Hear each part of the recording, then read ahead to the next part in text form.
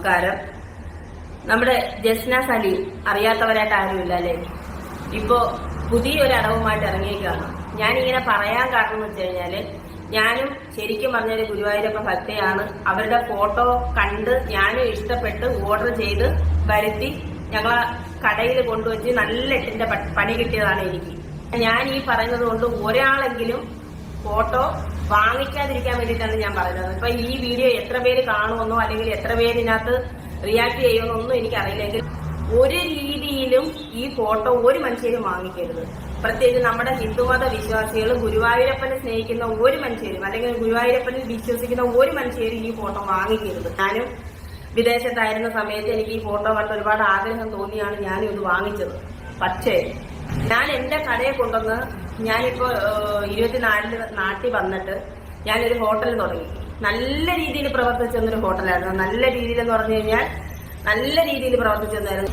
ആ ഫോട്ടോ ഞാൻ കടയിൽ കൊണ്ടുവന്ന വെച്ചാൽ അന്ന് മുതൽ എന്റെ കട അടപടലം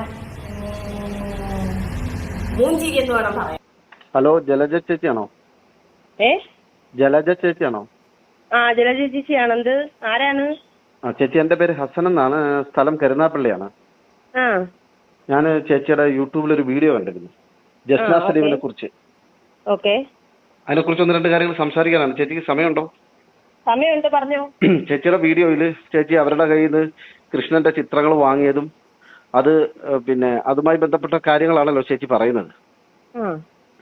ഞങ്ങൾ കുറെ കാലങ്ങളായി ഈ വിഷയം ഞങ്ങൾ പറഞ്ഞുകൊണ്ടിരിക്കുന്നതാണ്.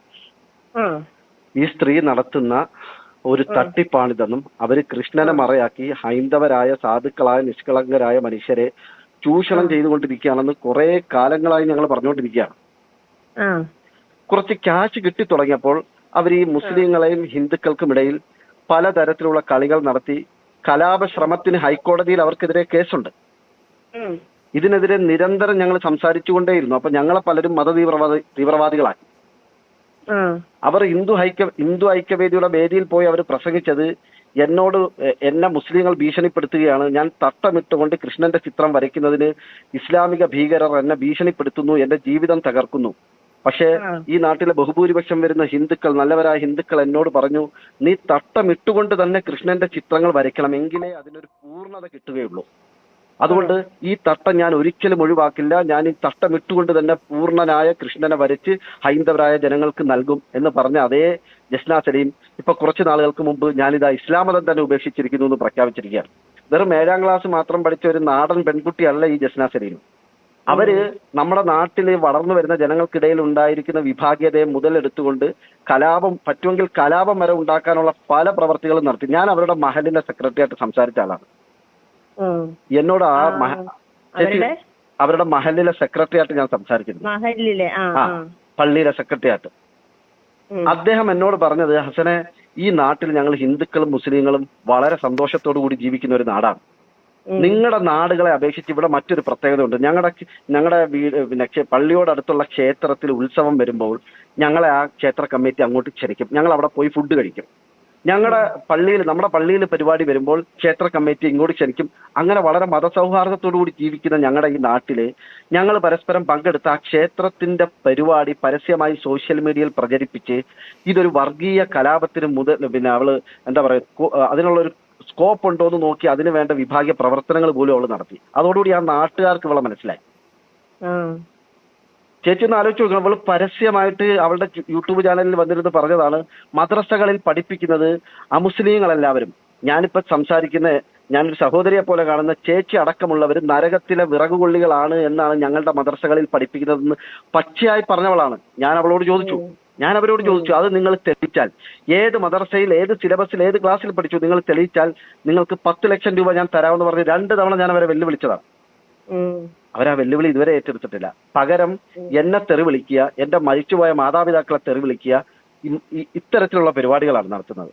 എന്താണ് ചേച്ചി ആ വീഡിയോ കൊണ്ട് ഉദ്ദേശിച്ചത്? അതായത് അവരുടെ ചിത്രം വെച്ചതോടുകൂടി നിങ്ങളുടെ ബിസിനസ് പൊളിഞ്ഞു എന്നാണോ? എന്താണ് ഞാനെന്ന് പറഞ്ഞാൽ എനിക്ക് വെപ്രാളം പിടിച്ച് എനിക്കത് ആരെങ്കിലും വെച്ചാൽ ഇവള് വീണ്ടും ഓരോരോ, ആദ്യമേ കാറായിരുന്നു, പിന്നെ വീട്, ഇപ്പൊ ഹജ്ജിന് പോവാൻ വേണ്ടിയിട്ട് ഉമ്മായും മാപ്പായും കൂടി വെപ്പം അത് എനിക്ക് 10 പേര് കണ്ടാൽ മതിയെന്ന് വിചാരിച്ച് ചെയ്ത വീഡിയോയാ അത്. കാരണം വെച്ച് കഴിഞ്ഞാൽ ഇനിയെങ്കിലും ഞാനാണെങ്കിൽ ഗുരുവായൂരപ്പന്റെ ഭയങ്കര ഭക്തയെന്ന് പറഞ്ഞാൽ ഭയങ്കര ഭക്തയാ. ആ ഒരു ഇത് വെച്ചിട്ട് എനിക്ക് ഇഷ്ടം തോന്നി, ആഗ്രഹം തോന്നി ഞാൻ മേടിച്ച ഒരു ഇതാന്ന് വെച്ചാൽ ഞാൻ ഏതൊരു സംരംഭത്തിന് ഇറങ്ങിയാലും അത് ഇതുവരെയും തോറ്റിട്ടില്ല. അങ്ങനെയാണ് എന്റെ. പക്ഷെ ഈ ഒരു കാര്യത്തിൽ മാത്രം ഞാൻ തോറ്റു വെച്ചാൽ ആ പടം വരുന്നിടം വരെയും നല്ല പോലെ കൊണ്ടുപോയതായിരുന്നു ബിസിനസ്. പക്ഷേ എനിക്ക് ആ പടം അവിടെ കൊണ്ടുവച്ചതിന് ശേഷം എനിക്ക് ഒരു മേൽഗതി ഉണ്ടായിട്ടില്ല. അത് എനിക്ക് 10 പേരെടുത്ത് പറയണമെന്ന് എനിക്ക് തോന്നിയ ഒളിച്ചും പാത്തും അല്ലല്ലോ, സോഷ്യൽ മീഡിയയിൽ പബ്ലിക്കായിട്ടല്ലേ പറഞ്ഞത്. അതെ, അതായത് ചേച്ചിക്കുണ്ടായ അനുഭവം ചേച്ചി പരസ്യമായി പറഞ്ഞു. അത് പറഞ്ഞത് ഞാനത് ഒളിച്ചും പാത്തും ഒന്നുമല്ല. 10 പേര് എന്റെ വീഡിയോ ഇപ്പൊ ഒരുപാട് ഇരുന്നതായിരുന്നു.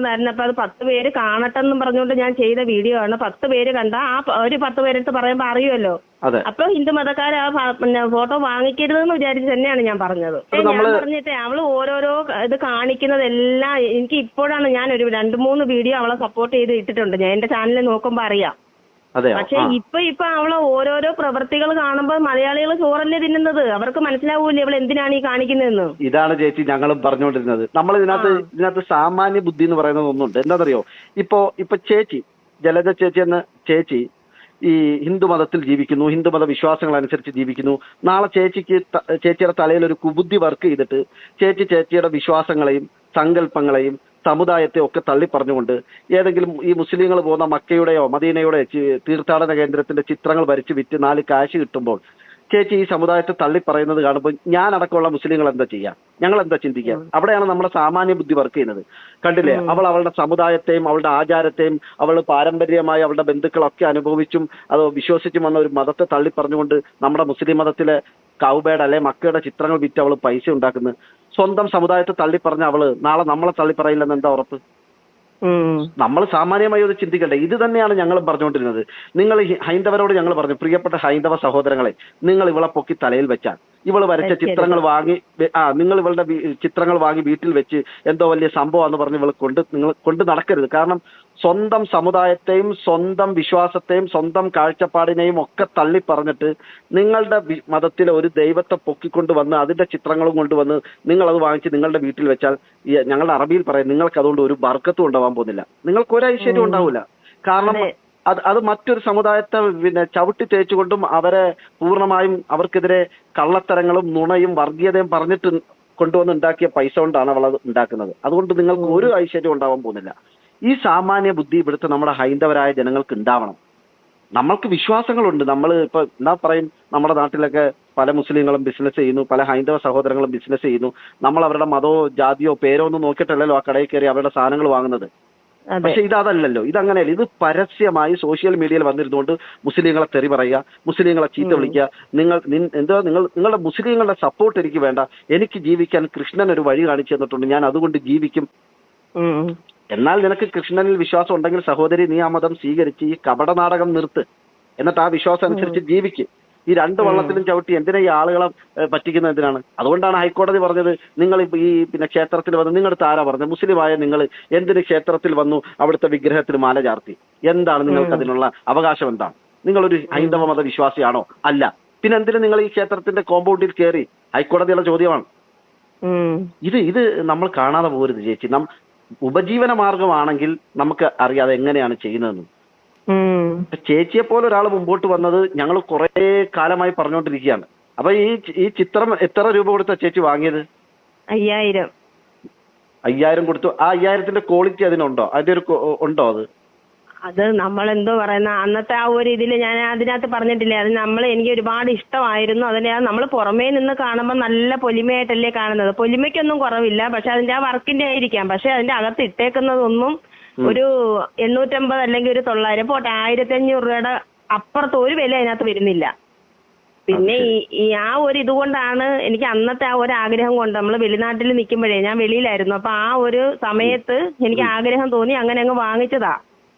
അത് ശരി. അവർക്ക് അറിയാമല്ലോ ചേച്ചിക്ക്, ഇപ്പൊ വിദേശത്തൊക്കെ നിന്ന് ആയതുകൊണ്ട് ചേച്ചിക്ക് കാര്യങ്ങൾ അറിയാമല്ലോ. നമ്മുടെ നാട്ടിൽ മനുഷ്യർക്കിടയിൽ ഉണ്ടാകുന്ന വിഭാഗീയതയും മതത്തിന്റെ പേരിൽ ജനങ്ങളെ തമ്മിൽ തല്ലിക്കുന്നതൊക്കെ നമ്മൾ കണ്ടോണ്ടിരിക്കുകയാണല്ലോ. പക്ഷെ ഇതിന് ഒരു വെടിമരുന്നെന്ന നിലയിൽ ഇതെന്തുകൊണ്ടൊരു ഉപജീവനമാക്കി കൂടാ എന്ന് ചിന്തിച്ച് അവരുടെ ആ കുബുദ്ധിയാണ് ഇത് ഇവിടം വരെ കൊണ്ടുവന്ന് എത്തിച്ചത്. ഞങ്ങളിത് ആദ്യമേ പറഞ്ഞതാണ്, ഗുരുവായൂരപ്പന്റെ ഭക്തരും കൃഷ്ണ ഭക്തരും ഇത് വെറുതെ ഞങ്ങൾ ഈ പറയുന്നത് മുഖവിലക്കെടുക്കണം. നിങ്ങൾക്ക് എന്തെങ്കിലും ഈ തിരിച്ചറിവുണ്ടാവും. അങ്ങനെ തിരിച്ചറിവുണ്ടായി ആദ്യമായി പ്രതികരിച്ച ഒരാളാണ് ചേച്ചി. ഇനി ഇത് കണ്ടിട്ട് ബാക്കിയുള്ള ഹൈന്ദവ സഹോദരങ്ങൾ കൂടി നമ്മുടെ നാട്ടിലെ ഭൂരിപക്ഷം വിശ്വാസികളും ചേച്ചി, അത് ഹിന്ദുക്കളാവട്ടെ, മുസ്ലിങ്ങളാവട്ടെ, ക്രിസ്ത്യാനികളാവട്ടെ, എല്ലാവരും സാധുക്കളാണ്, നിഷ്കളങ്കരാണ്. വിശ്വാസത്തിന്റെ കാര്യത്തിൽ എല്ലാവരും നിഷ്കളങ്കരാണ്. അതെ അതെ, അത് അവള് മുതലെടുത്ത് കേട്ടാ. എന്ന് വെച്ചാൽ വിശ്വാസത്തിന്റെ മേളിൽ ഒന്നും വരത്തില്ല എന്നുള്ളത് അവള് മനസ്സിലാക്കിയിട്ട് അത് മുതലെടുക്കാൻ ശ്രമിച്ചു. അതാണ് ചെയ്തത്. വിശ്വാസികളെ, ഹൈന്ദവരായ വിശ്വാസികളെ ചൂഷണം ചെയ്തു. അതെ. പിന്നെ ഇപ്പൊ അതാണ്ട് ഹജ്ജിന് പോകുന്നത് എന്തിന്റെ അടിസ്ഥാനത്തിലാണ് നമുക്കുള്ള പൈസ? അതാണ് ചേച്ചി. ഇങ്ങനെ ഒരു അനുഭവം ഉണ്ടായതിന് ചേച്ചിക്ക് ഹൈന്ദവ സുഹൃത്തുക്കളോട്, അതായത് ഈ കൃഷ്ണന്റെ ചിത്രങ്ങൾ ഇനി ആരെങ്കിലും ജസ്ന സലീമിന്റെ നിന്ന് വാങ്ങാൻ ഉദ്ദേശിക്കുന്നുണ്ടെങ്കിൽ, അല്ലെങ്കിൽ അതിനെ വലിയൊരു സംഭവമായി കാണുന്ന ധാരാളം നിഷ്കളങ്കരായ വിശ്വാസികൾ ഇനിയുണ്ടല്ലോ, അവരോട് ചേച്ചിക്ക് എന്താ പറയാനുള്ളത്? അവരോട് പറയാനുള്ളത് എനിക്ക് ഇത്രയേ ഉള്ളൂ. ഇനിയും സ്വന്തമായി അധ്വാനിച്ചുണ്ടാക്കുന്ന പൈസ കൊടുത്ത് വീണ്ടും വീണ്ടും വഞ്ചിതരാവാതിരിക്കുക.